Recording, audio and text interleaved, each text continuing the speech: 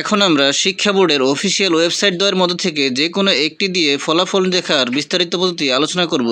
ওয়েবসাইটের মাধ্যমে রেজাল্ট দেখার জন্য আমরা eboardresults.com ওয়েবসাইটের লিঙ্কটিতে ক্লিক করে দেই। আমরা ক্লিক করে দিলাম। ক্লিক করে দেওয়ার পর আমাদের সামনে এমন একটি ইন্টারফেস প্রদর্শিত হবে। এখানে লেখা রয়েছে ফলাফল দেখতে দয়া করে নিচের তথ্যসমূহ প্রদান করুন। আমরা নিচের তথ্যসমূহ একটি একটি করে প্রদান করব। যেমন এখানে বোর্ডের নাম রয়েছে, আমরা এখানে ক্লিক করলেই বোর্ডের নামগুলো চলে আসবে। আমরা এখান থেকে বোর্ডের নামটি সিলেক্ট করে দেব। ধরে নে আমাদের পরীক্ষার্থী কুমিল্লা বোর্ড থেকে পরীক্ষা দিয়েছে, তাহলে আমরা এখন এখান থেকে কুমিল্লা বোর্ড সিলেক্ট করে দেই। তারপর আমি পরীক্ষার নাম সিলেক্ট করে দেই, SSC/দাখিল/ সমমান। তারপর পরীক্ষার সাল 2026 সিলেক্ট করে দেই। তারপর আমি নিচে প্রদত্ত তথ্যগুলো দিয়ে দেব।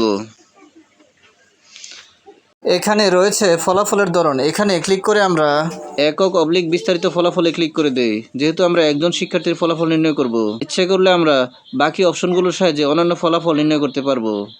এখন আমি একক/বিস্তারিত ফলাফলে ক্লিক করে দেই। একক/বিস্তারিত ফলাফলে ক্লিক করার পর এখানে চলে আসলো পরীক্ষার্থীর রোল নম্বর ইংরেজিতে।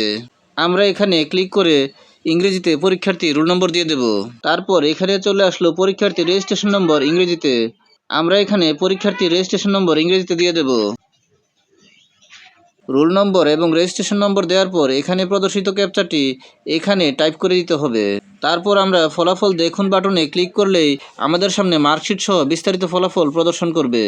ভিডিওর ডেসক্রিপশনে আমরা অনলাইন পদ্ধতিতে রেজাল্ট দেখার শিক্ষা বোর্ডের অফিসিয়াল ওয়েবসাইটের লিঙ্ক দুটি দিয়ে দেব।